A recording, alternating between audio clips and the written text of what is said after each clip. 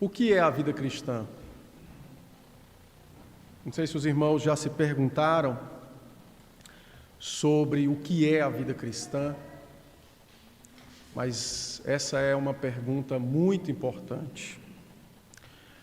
Em nossos dias, a depender de quem você escute o Evangelho, a vida cristã pode ser uma promessa de triunfo constante. Também pode ser retratada como sendo uma melhora econômica. Você era pobre e deixou de ser e passa a ser uma pessoa próspera e rica. Mas a Escritura diz isso acerca da vida cristã? Essa, é uma pergunta que devemos avaliar as respostas que nos são dadas sobre o que é a vida cristã. A vida cristã, certa feita, foi retratada por um pintor como sendo um homem que estava num barco no meio de um mar revolto, segurando firme o seu leme e avistando no final daquela tempestade um sol que raiava gloriosamente. Essa é uma boa descrição da vida cristã. O texto que lemos é um texto que trata sobre a vida cristã.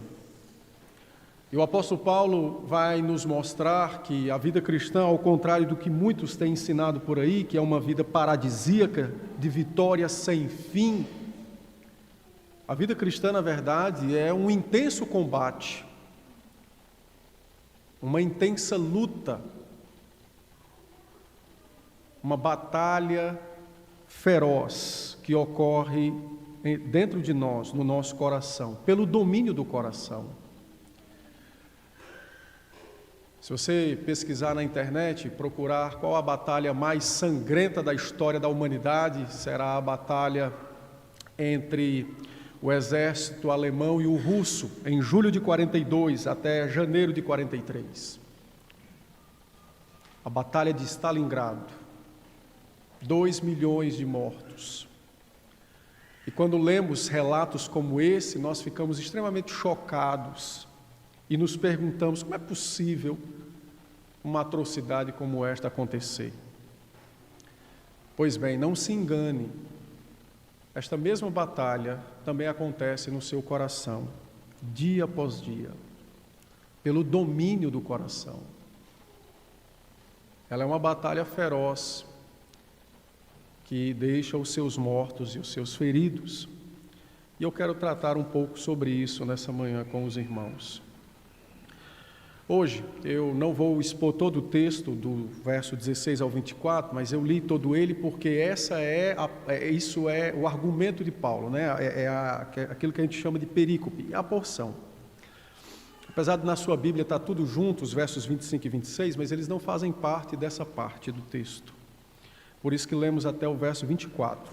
Mas para melhor compreensão, eu vou dividir o texto para que possamos estudá-lo de uma forma mais aplicada. Então, hoje nós iremos até o verso 18, de 16 a 18. E domingo que vem, então, eu trato sobre as obras da carne e o fruto do Espírito. E finalizaremos, então, sobre a questão da crucificação da nossa carne. Bom, hoje, então, vamos trabalhar sobre a batalha do coração. Uma coisa é necessária ser dita antes de entrarmos no texto propriamente dito. Essa batalha não acontece no coração de todos os homens. Essa batalha só acontece no coração de todos os crentes. Somente os crentes verdadeiros, que têm o Espírito habitando neles, é que de fato experimentam essa batalha. Não são todas as pessoas que têm o Espírito e, portanto, não são todos os homens que possuem esta batalha ocorrendo em seus corações. A causa dessa batalha se deu na queda de Adão e Eva, quando eles optaram por crer na mentira da serpente, então eles se tornaram mortos espiritualmente. E o que é um morto espiritual, sendo que ele é vivo fisicamente? Ora, não é outra coisa senão uma pessoa viva que é contra ou anti Deus. Por isso a batalha. Por causa do pecado, o nosso coração se tornou sempre contrário a Deus, ante Deus. E quando nós estávamos então, por causa da queda, melhor dizendo, e quando nós estávamos então no auge da nossa pecaminosidade, foi da graça divina nos alcançar pelo Evangelho, com a promessa da salvação. E quando fomos alcançados, o Espírito passou a habitar em nós, nos regenerou. Então, a partir de agora, houve um conflito, passou a existir um conflito, porque antes havia apenas um possuidor, a natureza corrupta. Agora não. Cristo é o nosso possuidor e a natureza corrupta é o adversário que está lutando para ter o seu território de volta. Essa é a batalha do coração, que é travada diariamente, pelo controle da nossa vida. Eu vou trabalhar essa questão do conflito, apresentando aos irmãos 3 ideias principais, que é o que Paulo nos apresenta. Em primeiro lugar, no verso 16, você tem a ordem para andar no Espírito e a promessa de vitória sobre o desejo da carne. A palavra concupiscência, no verso 16, ela poderia ser traduzida como vontade, como desejo. Então, você tem uma promessa de ter vitória sobre o desejo da carne. E uma ordem que é para andar no Espírito. Em segundo lugar, Paulo descreve o conflito, a batalha, a guerra que ocorre no nosso coração, entre a carne e o Espírito.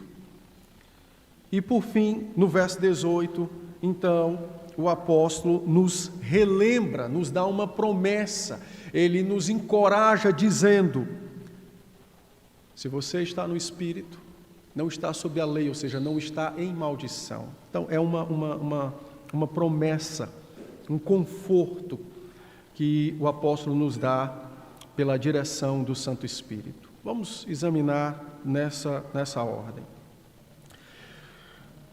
Para as crianças que estão anotando, o tema do nosso sermão é a vida no Espírito. 2 pontos. A vitória na batalha do coração. Quando Paulo diz, digo-vos, porém, irmãos, andai no Espírito, notem que ele começa uma nova seção da sua carta. Mas, ao mesmo tempo, ele se liga ao que foi dito anteriormente. E, ao se ligar-se ao que foi dito anteriormente, Paulo está lembrando aos crentes de Gálatas e a nós também, dizendo o seguinte: a liberdade que nós temos em Cristo, a nossa vida de fé, ela de fato está em constante perigo. Fora de nós temos 2 perigos que já foram tratados anteriormente. O legalismo, que é o aprisionar-se às leis e a ideia de que nós podemos nos apresentar justos diante de Deus pelo que fazemos, é o legalismo.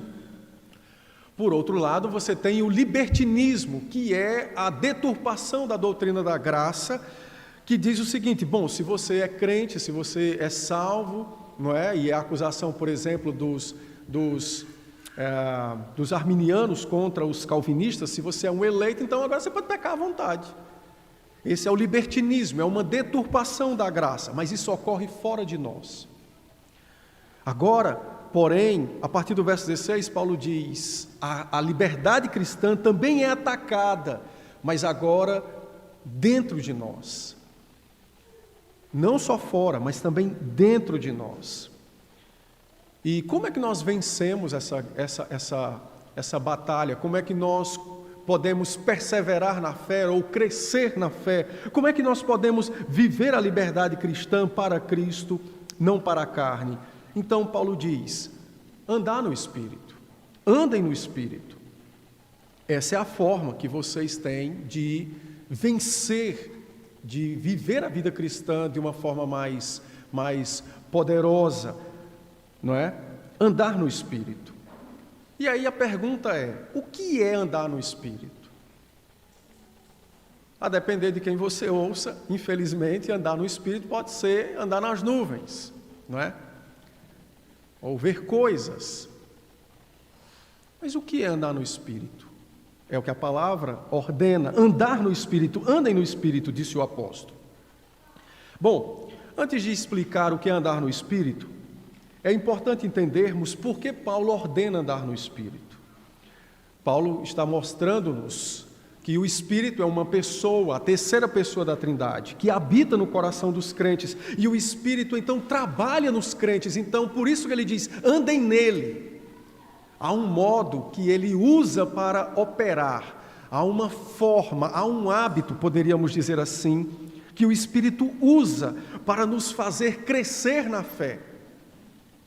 Então andem nele, disse Paulo, andem nele, e esse é o hábito, não é? Ele está mostrando essa questão da forma como o Espírito opera isso em nós. Então andem nele. Bom, dito isso, o que é andar no Espírito?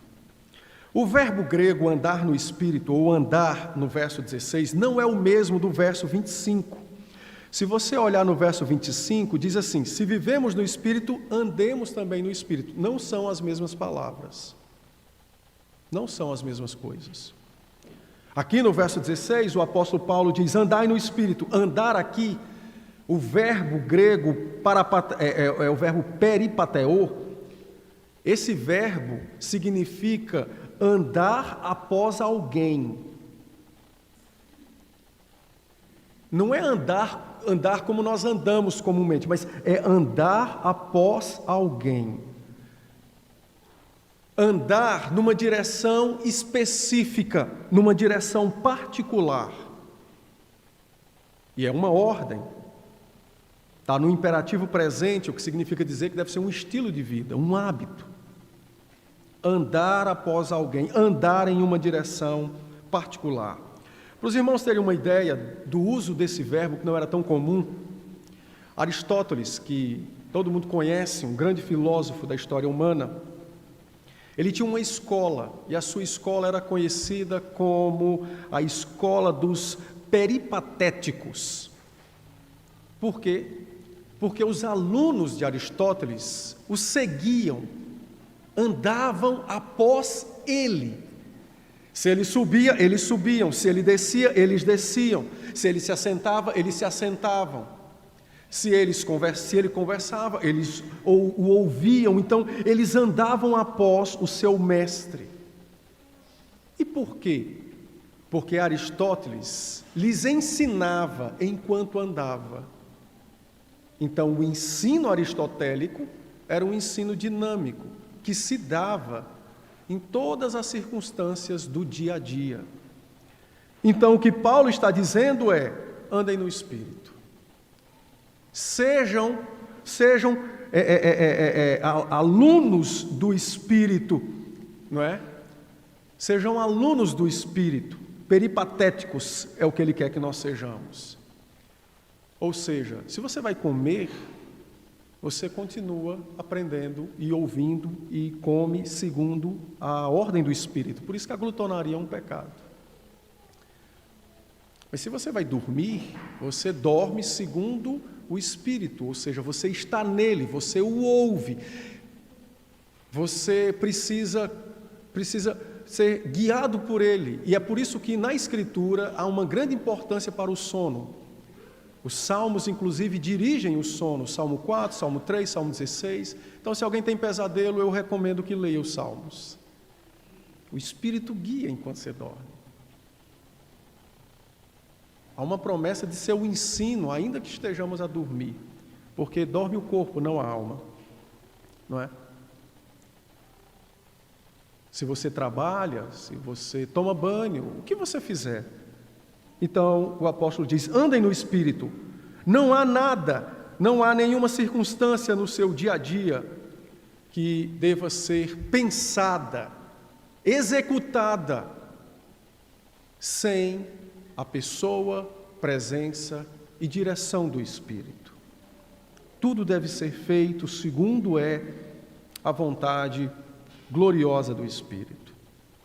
No verso 18, por exemplo, quando ele diz o seguinte, não é? Aliás, No verso 18 diz assim: se sois guiados pelo Espírito. O verbo guiar aqui é o de ser liderado. Há um capitão e um exército. O capitão guia o seu exército. Então, se vocês são guiados pelo Espírito, é porque vocês estão andando no Espírito. Então, isso significa dizer que para onde vamos, nós vamos após o Espírito. Ouvindo sua voz, discernindo sua vontade, seguindo sua orientação. Isso é andar no Espírito. Isso é andar no Espírito. Nós andamos após Ele, ouvindo, compreendendo sua vontade e colocando-a em prática. Mas talvez você me pergunte: pastor, mas o que acontece se eu não andar no Espírito, por exemplo, na hora que eu for comer? Então, Paulo diz: você vai satisfazer o desejo carnal. Você pode comer muito, é a gula. Você pode não comer nada, é a anorexia.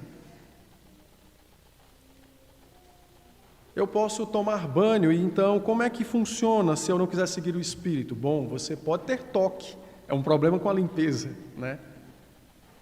Ou você pode ser imundo, e aí quebra um mandamento porque afeta o funcionamento do corpo. Entendem? Não há nada que devamos fazer que não deva estar debaixo da direção do Espírito. Mas é verdade, pastor, que o Espírito então nos ensina até como tomar banhos? Lógico que a Escritura fala disso. Ora, como assim? Se lermos a carta aos Coríntios, por exemplo, ele vai tratar sobre o cuidado do corpo. E cuidar de corpo não é apenas dar remédio quando está doente, mas é prevenir uma doença, por exemplo. Então, toda a nossa vida precisa ser vivida debaixo do Espírito, da sua liderança. Toda a nossa vida precisa ser guiada pelo Espírito. Sua vontade é a esteira dos nossos passos. Deve ser assim. Caso contrário, nós, então, atenderemos aos desejos da nossa carne. E não se escandalizem, nós podemos ter desejos carnais muito estranhos. Mas isso faz parte da natureza caída, desejar o que é estranho, porque ela é contra Deus. Ainda no verso 16, na parte B do verso, ele diz: se vocês andarem no Espírito, vocês não satisfarão a concupiscência da carne. E essa é uma promessa gloriosa, não é? Essa é uma promessa extremamente graciosa, porque significa dizer que se nós, de fato, por onde formos, o que estivermos a fazer, se andarmos, não é? Se vivermos diariamente, porque Paulo está pegando a ideia, não é? De todas as circunstâncias, conhecermos a vontade do Espírito, ouvirmos sua vontade, colocarmos em prática a sua vontade. Então, Paulo tem em mente que se isso acontecer, nós seremos vitoriosos contra a nossa carne. E nós não satisfaremos, não atenderemos os desejos do nosso coração corrupto. Então essa é uma promessa de vitória gloriosa contra o desejo carnal. É se nós, de fato, buscarmos andar no Espírito. Mas há um detalhe interessante, porque a palavra satisfazer aqui, ela tem o sentido de gratificar, de levar ao cabo, de executar. E essa ideia de gratificar, de executar, ela é antecedida, né? A expressão jamais aqui, ela é uma ênfase negativa de Paulo, de modo nenhum deveríamos atender. Então, o que Paulo está dizendo é que se de fato andarmos no Espírito, essa promessa se cumprirá na nossa vida cotidiana, porque nós andamos cotidianamente no Espírito, então nós teremos vitórias no nosso cotidiano sobre o desejo carnal. Não satisfaremos, não atenderemos, não levaremos a ideia ao seu cumprimento.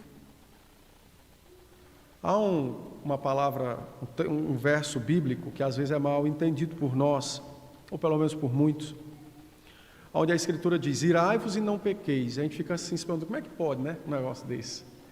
É isso que ele está dizendo. A ideia da ira veio, mas porque eu sei que ela é pecaminosa e o Espírito me diz, repreenda a sua ira, eu não levo ela ao cabo, eu não a executo, eu não levo ela às vias de fato. Olha que coisa interessante, não é? E ainda que o desejo da ira seja um pecado, ele é imediatamente sufocado pelas verdades espirituais do Espírito que guiam o nosso coração. Mas sem andarmos no Espírito, diariamente nós levaremos a cabo as nossas ideias carnais para gratificar a vontade do nosso coração.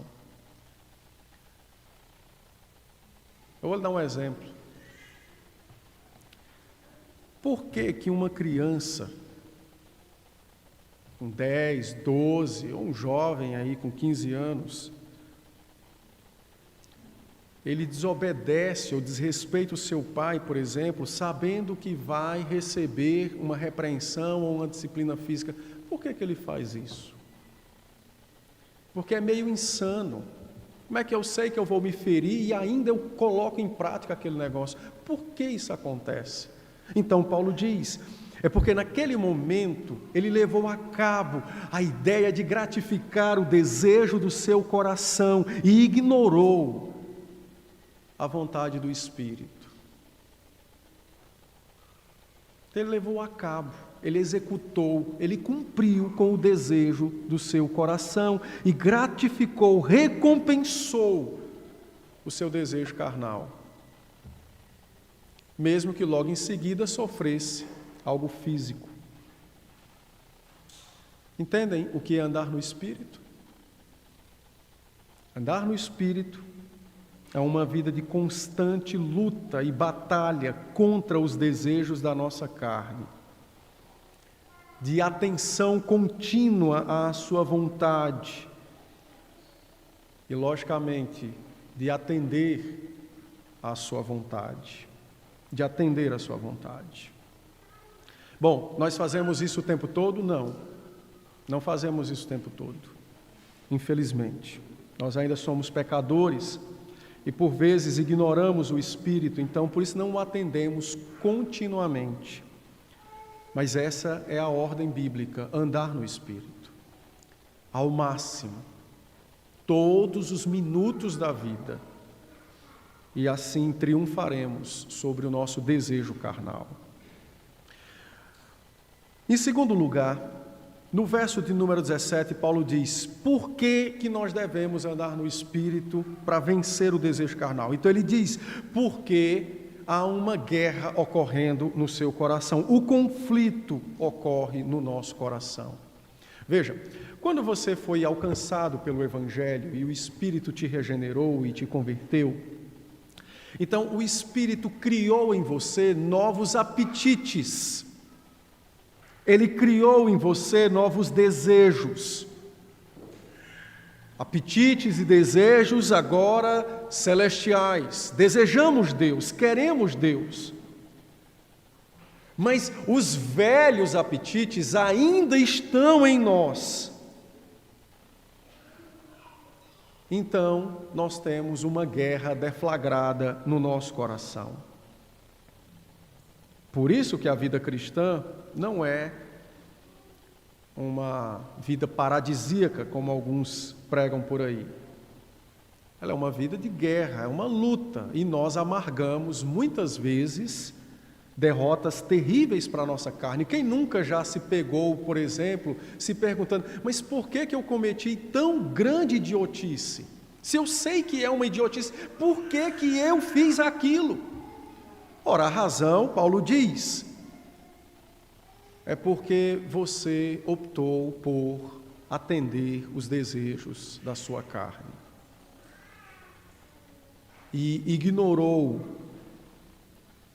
o trabalho do Espírito de criar em você novos apetites, desejos, você preferiu, então, atender aos velhos apetites.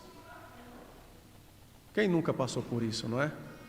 Às vezes até marido e mulher, às vezes a gente discute e depois, se você for pensar, por que mesmo nós estávamos discutindo? Eu não sei.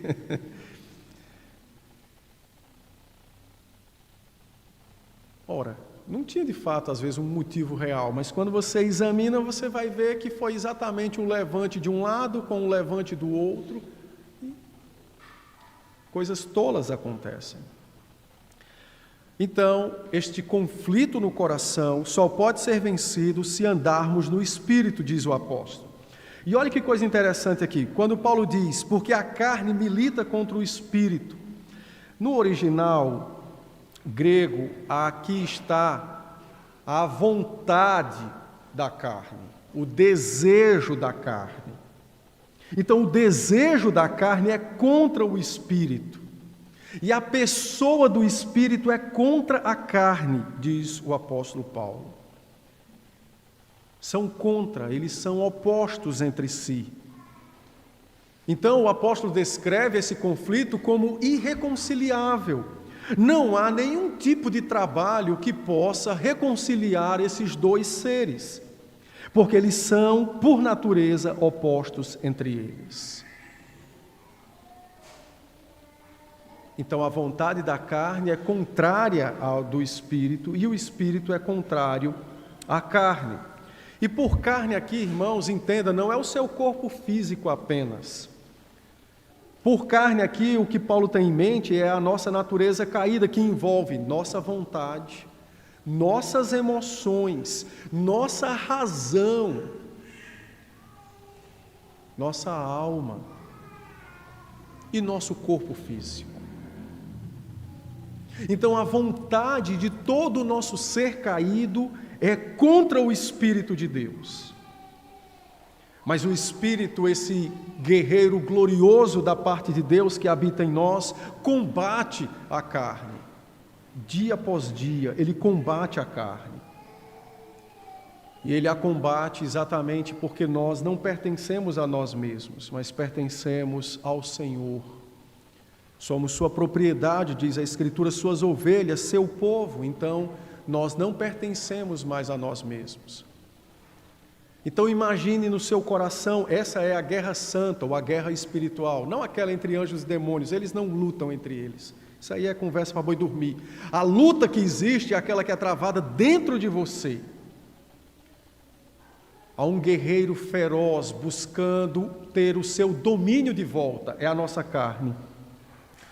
E há um guerreiro glorioso, poderosíssimo, mais poderoso do que a nossa carne, que está na fronteira, para proteger o país, para proteger as famílias, para proteger o território. Esse é o Espírito. Esse é o Espírito. Essa é a guerra que ocorre dentro de nós. Se você quer uma melhor descrição dessa guerra, eu te convido a abrir sua Bíblia em Romanos 7. O apóstolo Paulo descreve esta luta feroz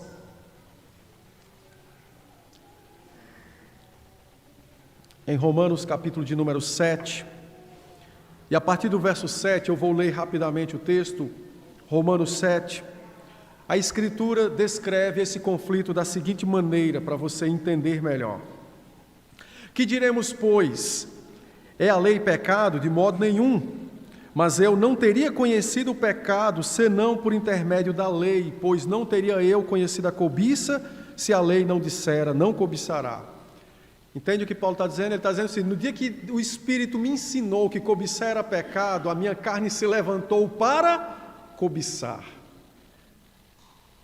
Ela se levantou para cobiçar. No dia que o Espírito me disse, não cobice, porque isso é pecado, então a minha carne se levantou com fúria para cobiçar.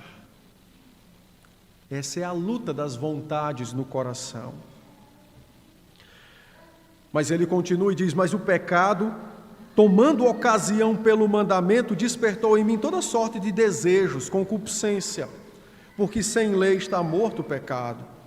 Outrora sem lei eu vivia, mas sobrevindo o preceito, reviveu o pecado e eu morri. Que ele está dizendo aqui, antes de conhecer a Cristo, eu estava vivo, ainda que morto espiritualmente, mas eu não tinha nenhum tipo de atenção com a vontade de Deus. Então, para mim, as coisas eram boas. Eu fazia algo que era ruim, mas nem media muito as consequências. Eu não tinha uma noção de quem era Deus.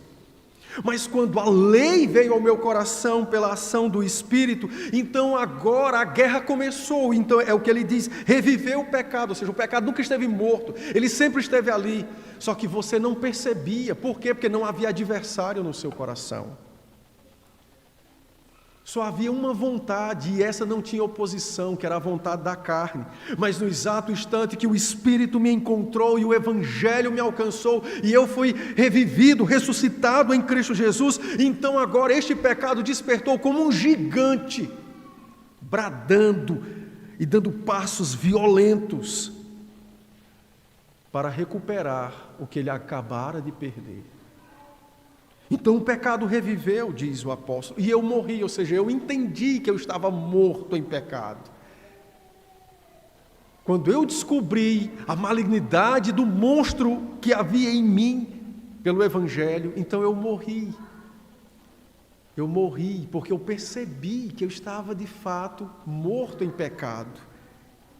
E agora fui revivido em Cristo. Entende o que ele está dizendo? Quando eu olho para mim sem Cristo, eu me vejo morto. Porque o que há em mim? Um monstro feroz, egoísta, que quer fazer apenas sua vontade. Mas quando eu olho Cristo, o que eu vejo? Eu vejo a salvação, a vida. Eu vejo a glória por vir. Eu vejo a liberdade de um ser que foi criado, liberto por Deus, depois escravizado em pecado. Eu vejo o céu. Entende o que ele está dizendo? Então o texto prossegue, vamos saltar alguns versículos aqui. Olha o que ele diz no verso 11, ele diz, porque o pecado, prevalecendo-se do mandamento, pelo mesmo mandamento me enganou e me matou. Então o que ele está dizendo, na verdade, é que, de fato, por conta dessa força da carne, e talvez por não atender ao Espírito, o pecado prevaleceu e o enganou com as suas artimanhas. Qual foi o resultado? Eu morri, ou seja, naquela ação eu morri, porque eu não busquei viver no Espírito. A partir do verso 16, então, olha o que ele diz. Aliás, a partir do verso 15 ele diz, porque nem mesmo compreendo o meu modo próprio de agir, pois não faço o que prefiro e sim o que detesto. E é verdade, muitas vezes nós não compreendemos o nosso modo de agir, porque nós não fazemos o que de fato sabemos que é para fazer, o que é bom, mas fazemos o que detestamos, ou seja, de fato há uma vontade que prevalece em nós e nos leva ao caminho do pecado. Verso 16, então ele diz, ora, se faço o que não quero, consinto com a lei que é boa. Presta atenção, se eu faço o que eu não quero, eu concordo com a lei. Aqui ele está dizendo, se eu rejeito o meu pecado, o desejo da minha carne, então eu estou de acordo com a lei. Então, de fato, a voz, a vontade do Espírito é atendida. Neste caso, quem faz isso já não sou eu, não é? Mas o pecado que há em mim. Então, se de fato eu atendo o pecado, então o pecado é quem de fato opera em mim. E o texto prossegue, e nos versos 23 e 24, então Paulo diz, mas vejo nos meus membros, no corpo, outra lei que, guerreando contra a lei da minha mente, me faz prisioneiro da lei do pecado que está nos meus membros. Desventurado o homem que sou, quem me livrará do corpo desta morte? Graças a Deus por Jesus Cristo, nosso Senhor. De maneira que eu, de mim mesmo, com a mente, sou escravo da lei de Deus. A mente aqui é a alma, regenerada. Mas segundo a carne, ou seja, a natureza corrupta, sua vontade, suas paixões, não é? A própria razão, às vezes, sou escravo ainda do pecado. Essa é uma boa descrição desse conflito que acontece internamente em nós. A vontade carnal se levanta continuamente lutando contra o Espírito, para que a atendamos. E o Espírito preventivamente luta contra a carne, nos trazendo nova disposição, novos apetites, novos desejos, porque são celestes, para que nós não atendamos os apelos da nossa carne. Os apelos da nossa carne. Essa é a batalha feroz que ocorre no nosso coração. Portanto, quando você escolhe fazer o que é mal, o Espírito se levanta e brada no seu coração, te apontando que aquilo é mal. Se você é um crente verdadeiro, você já deve ter percebido isso, que quando você escolhe o pecado, o Espírito parece que vai colocando flashes, luzes de advertência, placas dizendo, é morte, é perigo, é morte. Às vezes atendemos, outras vezes tolamente ignoramos os apelos do Espírito. Essa ideia de crente com crise de consciência, não, ele tem, na verdade, o Espírito bradando no coração dele. Então não é crise de consciência, não, é porque você tem o Espírito, se você é crente, se você não é, nem existe crise. Se você é crente, o que há no seu coração é a terceira pessoa da Trindade, te dizendo, não siga este caminho. E do outro lado, a sua vontade carnal, impulsionando você e dizendo, é o melhor. É o melhor. É isso que acontece. Mas quando você escolhe fazer a vontade de Deus, quando nós escolhemos atender o Espírito, o que é que acontece? A carne, ela não pode se opor ao Espírito, porque ela é menor, mas ela é extremamente habilidosa para nos atrapalhar na execução da vontade do Espírito. Ela vai enchendo de tranqueiras a nossa vida, ela coloca pedras, ela coloca madeira, ela coloca pau, ela coloca serpentes, ela enche de tranqueira a nossa vida. E é por isso que muitas vezes no culto, orando, lendo a palavra, vem pensamentos, vem desejos que são extremamente diabólicos ao nosso coração. O Espírito se opõe a ela de forma poderosa. E ela se opõe a nós quando escolhemos o Espírito. Vai enchendo de entulhos, de tranqueiras, para que não possamos atendê-lo de uma forma verdadeira. Essa é a guerra que há entre nós, que há em nós, perdão. Na parte B do verso 17, Paulo diz assim, eles são opostos entre si, não é? Para que não façais o que porventura seja do vosso querer. Aqui, irmãos, há duas possíveis interpretações para essa expressão, porque ela não é tão simples de se entender e traduzir do grego para o português, tá? Há duas possíveis interpretações. A primeira é a que está na sua Bíblia. O tradutor, todo tradutor também é um intérprete, porque não tem como uma língua ser traduzida para outra sem nenhum grau de interpretação. Então, o tradutor fez uma opção de entendimento. Ele disse o seguinte, se você andar no Espírito, você não vai fazer o que você quer, que é a vontade carnal. Por quê? Porque ele está olhando o verso 16. Anda no Espírito, não satisfaz a carne. Essa é uma possível interpretação, mas ela não é a mais natural do texto. A mais natural do texto é a interpretação do seguinte, se você andar no Espírito, se você viver no Espírito, você não vai fazer as coisas que você já fazia. Você vai dizer, pastor, mas parece a mesma coisa, mas não é. Você não vai fazer o que você faria. Por quê? Qual é a diferença entre as duas interpretações? É porque em uma ele está dizendo que se você anda no Espírito, você tem tipo cortes, momentos em que você estanca aquela vontade carnal. Mas a segunda interpretação que ele está dizendo só é possível você deixar de fazer o que você sempre quis fazer, que é o pecado, se você tiver o Espírito. Só é possível você sempre deixar de fazer o que é natural da natureza corrupta, se você tiver o Espírito. Porque o Espírito, ele tem criado em nós desejos, afeições, apetites que são celestiais. Entende a diferença? Paulo está ensinando aos Gálatas e a nós, dizendo o seguinte: você não é neutro. Só houve uma pessoa que não era neutra, mas era melhor do que nós, que foi Adão e Eva. Mas eles perderam isso quando pecaram. Isso é o que nós chamamos de livre-arbítrio. Eles eram completamente santos e podiam escolher ser santos ou o contrário de ser santo, sem ter uma influência pecaminosa no coração.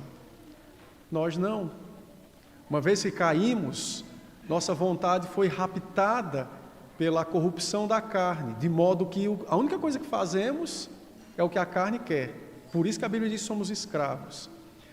A ideia bíblica é mais ou menos assim: você tem uma pessoa que tem vontade, mas essa vontade está escravizada por um outro ser, que é o pecado.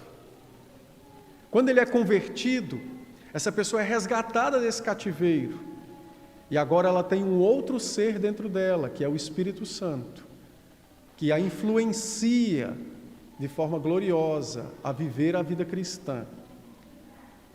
Porém, o escravizador ainda continua lá, nos visitando, batendo na nossa porta, tentando conversar conosco, nos convidando para tomar café. O escravizador continua lá, dia após dia, minuto a minuto, hora após hora. Ele está lá batendo na nossa porta, tentando nos convencer a seguir a sua vontade. Ficou mais claro agora a luta que há no coração? Não somos neutros. Há duas forças dentro de nós, no caso dos crentes: o Espírito e a carne. Por isso, quando você escolhe, quando você faz algo, você está atendendo um ou outro. Ou você atende o Espírito, ou você atende a carne. Não há como escolher outra coisa, senão seguir um ou outro. Quando decidimos seguir a carne, o Espírito nos incomoda, como eu disse. E o apóstolo João, escrevendo em João 16, ele retrata as palavras de Cristo. Olha que coisa gloriosa Cristo disse acerca do Espírito habitando em nós. E eu quero que os irmãos prestem atenção nisso, porque foi financiado muitas ideias erradas da ação do Espírito. Olha o que Cristo disse acerca do Espírito. Ele disse o seguinte, em João 16, no verso 7. Mas eu vos digo a verdade, convém que eu vá, porque se eu não for, o Espírito, o Consolador, não virá para vós outros. Se, porém, eu for, eu vou-lo enviarei. Então Cristo disse: eu preciso ir para que o Consolador venha. E ele vem para quem? Ele vem para vocês, para a igreja, para os santos. E o que o Espírito vai fazer, Senhor, no nosso coração? Então ele diz: o Espírito vai te convencer do mundo, do pecado, da justiça e do juízo. Isso aqui é aplicado aos crentes em primeiro lugar. Quando um homem passa a ser crente, é porque o Espírito o convenceu do juízo, do mundo, do pecado. E Ele faz isso o dia todo, o tempo todo no nosso coração. Ele está a todo momento nos convencendo a não atender os apelos da carne. A todo momento Ele está dizendo: olha o juízo de Deus contra aqueles que são rebeldes, soberbos e incrédulos. Olha a justiça divina, Cristo já morreu por você. Olha o mundo, o que é que você espera do mundo? O mundo só tem o que é mal. Então o Espírito está lá como uma pessoa falando ao nosso coração. É por isso que não há crise de consciência nos crentes, mas há uma voz gritando no nosso coração e nos convencendo do mal. O Espírito está aqui falando, quase que pegando a nossa cabeça e direcionando para o lado que deveríamos seguir. E o Senhor Jesus continua. E então no verso 12 ele diz: eu tenho muita coisa ainda para falar, mas vocês não vão suportar ouvir isso agora. Então sabe o que vai acontecer? Vai acontecer no verso 13. Então no verso 13 ele diz: quando vier porém o Consolador, o Espírito da verdade, ele vai guiar você a toda a verdade. Ele vai te guiar a toda a verdade, ele vai te guiar. Ele vai nos mostrar as mentiras de Satanás e da nossa carne, nas mais variadas situações do dia. Ele vai nos mostrar a mentira de Satanás, do mundo e da carne, seja assistindo um filme, ou seja fazendo uma coisa muito grandiosa. Ele vai nos mostrar, ele vai nos conduzir em toda a verdade, disse o Senhor Jesus Cristo. Ele vai me glorificar na sua vida, porque ele há de receber o que é meu. Ele vai anunciar as coisas que ele ouviu de meu Pai e de mim quando estávamos no conselho da eternidade. Ele vai te glorificar no verso 14, ele vai me glorificar no verso 14, ele diz, porque há de receber do que é meu e vou-lo há de anunciar. É isso que o Espírito faz quando nós estamos optando por atender à carne. Ele nos incomoda, ele nos chama. E aqui, irmãos, é necessário dizer que no caso dos crentes, muito daquilo que é chamado de ansiedade, pânico, não é outra coisa senão um crente que está querendo fazer a vontade da carne. E o Espírito clamando no coração dele, revelando a verdade de Deus, mostrando o juízo, o pecado, o mundo, a desgraça, o inferno daquilo, e ele ainda insiste em querer fazer a sua vontade. Veja se não é isso.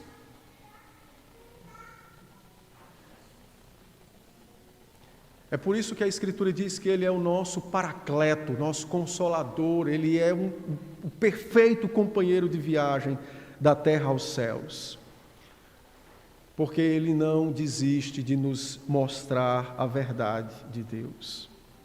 Mesmo quando nós estamos tão turrões e burros querendo fazer a vontade do coração pecaminoso.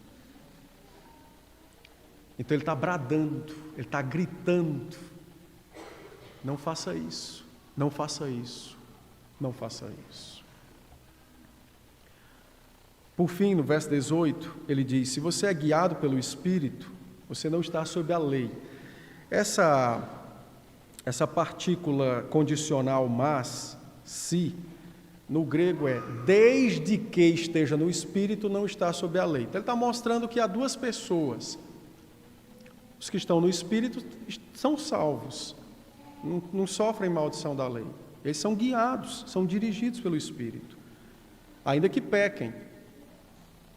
E se você não tem o Espírito, então você está debaixo da maldição da lei, ainda que você julgue ser a melhor das criaturas. Então essa é a interpretação do verso 18. E é isso que Paulo diz aos Gálatas, e eu vos digo também: examine o vosso coração e vejam se vocês já estão no Espírito.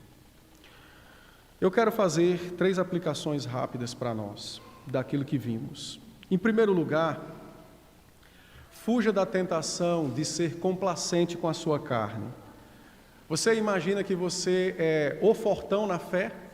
Você imagina que você é a pessoa invulnerável, impenetrável? Você se julga ser o mais santo de todo mundo? Pois é. Essa é a maior de todas as tolices e tem sido o fracasso de todos aqueles que ao longo da história dizem que creem no Senhor.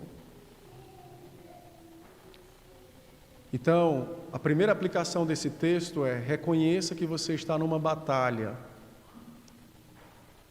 e que, portanto, precisa lutar, auxiliado por aquele que é mais poderoso do que você, o Santo Espírito. Se você acha que você já aprendeu tudo da fé, já é o santarrão do mundo, conhece todos os livros de teologia e tudo mais, pois se prepare, porque a investida da carne para te derrubar será de forma extremamente vergonhosa, exatamente para humilhar a sua soberba e para mostrar que você não passa de um pecador carente da graça divina. Nossos jovens, nossos adolescentes que estão começando a vida adulta, muitas vezes caem nesse laço do diabo. Acham que já conhecem o mundo, são sábios, leram dois livros, já acham que conhecem de tudo. Vocês são os primeiros a escorregar com as primeiras investidas da sedução de Satanás. Um bom crente, ele é um atalaia, ele a todo momento está vigilante e a todo momento ele desconfia de sua própria carne. Em segundo lugar, também não caia na armadilha de achar que você é fraco demais. Tem muito crente que é um problema, né? De fato, todos nós somos problemas. Mas tem muitos crentes que eles se julgam tão fracos que eles não lutam contra seus pecados. Você já ouviu alguém dizer: eu não consigo fazer tal coisa, eu não posso fazer tal coisa? São desculpas. Pastor, eu não posso perdoar fulano. Não, diga assim: eu não quero perdoar fulano porque eu quero continuar com ira, com mágoa, com ódio, com raiva, com desejo de matar ele. Eu não consigo orar durante o dia. Não, você escolheu gastar o seu tempo com outra coisa. É melhor dizer assim. Lógico que consegue. Mas infelizmente há muitos crentes que se julgam muito fracos. E essa é uma estratégia de Satanás. Lançar a nossa impossibilidade, a nossa impotência na nossa cara. É tanto que o diabo geralmente age assim: quando nós queremos levantar para lutar, ele diz: mas você acabou de cair, de novo, você já fez isso ontem, hoje, fez antes de ontem, amanhã. Então ele vai como que colocando pesos no nosso coração. E esses pesos vão nos amedrontando e nos tornando mais fracos e mais fracos. Como vencer essa fraqueza? Você precisa lembrar que você é um crente e que você possui a pessoa mais poderosa do universo habitando no seu coração, o Espírito Santo. Não há ninguém como Ele. Não há ninguém, não há exército nenhum de homens, de armas, de bomba atômica que seja contra o Espírito. Ele move pessoas segundo o seu querer, Ele é Deus bendito. Então o remédio contra a fraqueza espiritual, contra esse abatimento espiritual, contra esse não lutar contra o pecado, é olhar para o Senhor Jesus Cristo. O apóstolo João disse na sua primeira carta: aquele que está em nós é mais poderoso do que quem está no mundo. Não duvide da pessoa do Espírito, do poder do Espírito, da ação do Espírito. Clame a Ele quando você cair em pecado, olhe para Ele quando você fraquejar. Faça como Lutero. Lutero também teve momentos difíceis na sua vida e ele vivia pregando para ele mesmo. Ele dizia: Martinho, você nunca será completamente sem pecado. Nunca você estará livre do pecado, Martinho.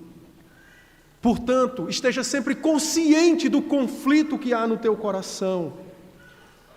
Lembre-se do que Paulo disse, ele estava interpretando esse texto. Lembre-se do que Paulo disse: o desejo da carne é contra o Espírito. Então desperta, Martinho, desperta e volte a lutar. Não desista, não satisfaça o desejo da carne. Não satisfaça o desejo da carne. Teve um momento que ele estava no auge da sua fraqueza. Perseguições, as guerras entre crentes e católicos e gente morrendo. ele se trancou no seu quarto. E Catarina chegou lá, bateu na porta, viu tudo fechado, as cortinas, aquela escuridão terrível. Ela saiu do quarto, se vestiu de preto, entrou no quarto, ele disse: morreu alguém? Ela disse: morreu, o teu Deus.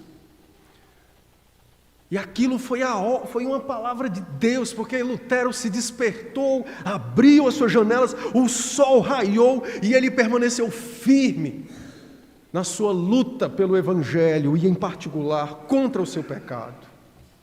Então não caia na armadilha de Satanás, de achar que você é a pessoa mais coitadinha do mundo, mais pobrezinha do mundo, que você não pode lutar contra o seu pecado. Isso é uma mentira, você pode. Você tem o Espírito. Isso é andar no Espírito. Isso é viver o poder do Espírito. É lutar contra o seu desejo carnal, no poder do Espírito. Então faça como Lutero. Diga para você mesmo: levanta, luta, não satisfaça o desejo carnal. Em terceiro lugar, não alimente uma ideia vã acerca deste conflito. Muitas pessoas acham, e por conta das pregações e dos falsos pregadores e das promessas mentirosas que existem, eles acham que essa luta logo vai terminar, vai acabar logo agora essa luta, pastor, porque eu vou jejuar, eu vou em Israel, eu comprei não sei quem, então vai acabar essa luta. Então isso é uma ideia vã. Por outro lado, outros acham que essa é uma luta perdida, então por que lutar? E alguns outros estão esperando um momento glorioso em que um anjo virá e lhes tocará, talvez, em alguma parte do corpo, e eles serão então transladados como Elias para fora deste conflito. Isso não é uma verdade. Isso não vai acontecer. Essa é uma luta que nós vencemos. Amargamos algumas derrotas, mas é a luta que nós vencemos no poder de Cristo. Ela terminará assim quando morrermos. Mas durante os dias da nossa vida, nós temos que manter completa e plena atenção a esse conflito. Mas muitos crentes no passado imaginaram coisas assim: se eu for jejuar, então eu saio do problema, eu saio dessa luta. Isso aconteceu com um homem do qual nós conhecemos, às vezes pouco, outros muito, chamado Jerônimo, um pai da igreja. Foi quem traduziu a Bíblia para o latim, a Vulgata de Jerônimo. Certa feita, nas suas confissões, ele disse o seguinte: quantas vezes imaginei estar no meio dos prazeres de Roma, quando estava estacionado no deserto, naquele deserto solitário, escaldante pelo calor do sol, que não fornece nenhuma habitação digna para os monges. Ele estava no mosteiro. Os mosteiros surgiram por conta disso. A ilusão de sair do pecado, a ilusão de sair do conflito, a ilusão de vencer a batalha sem o Espírito, mas com coisas. Então ele diz: aquele deserto era inóspito para nós, os monges.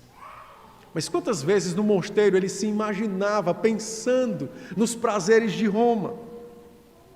Ele continua e diz mais: eu, que por medo do inferno havia me condenado a tal inferno e que não tinha nada além de escorpiões e animais selvagens por minha companhia, muitas vezes pensei estar dançando em coros com as garotas.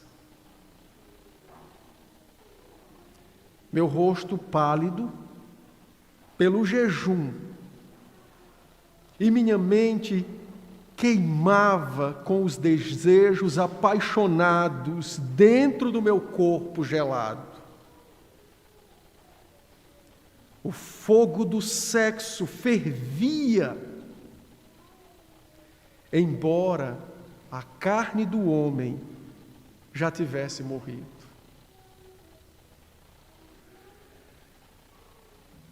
só há um lugar seguro para estar. Não é em mosteiros, não é em desertos, é na companhia do Espírito.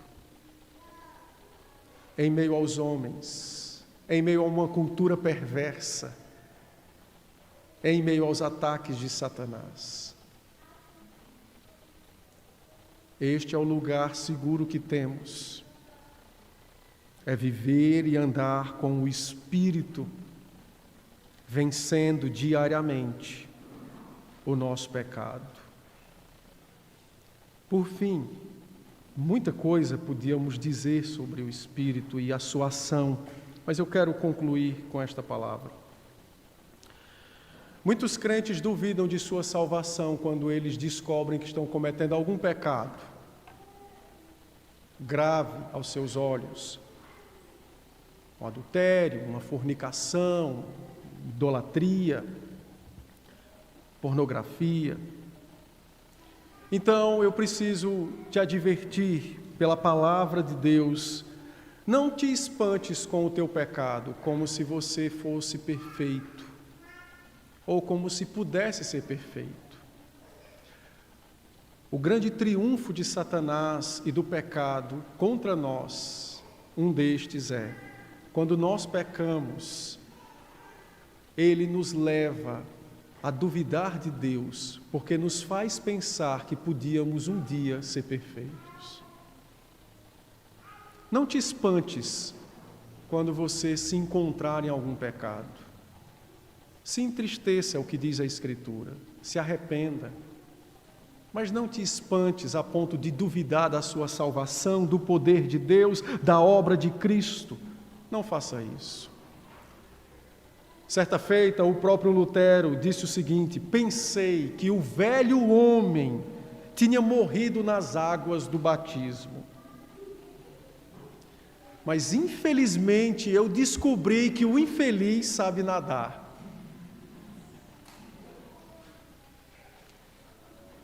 Sabe o que eu tenho que fazer agora? Disse Lutero. Eu tenho que matá-lo todos os dias. Todos os dias. Porque simultaneamente sou justificado por Deus em Cristo e ainda um pecador.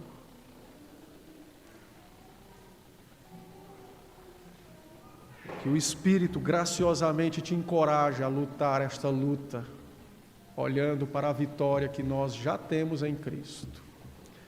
E eu espero que você tenha aprendido um pouco a entender o que se passa dentro de você, para escolher sempre atender o Espírito e não a carne.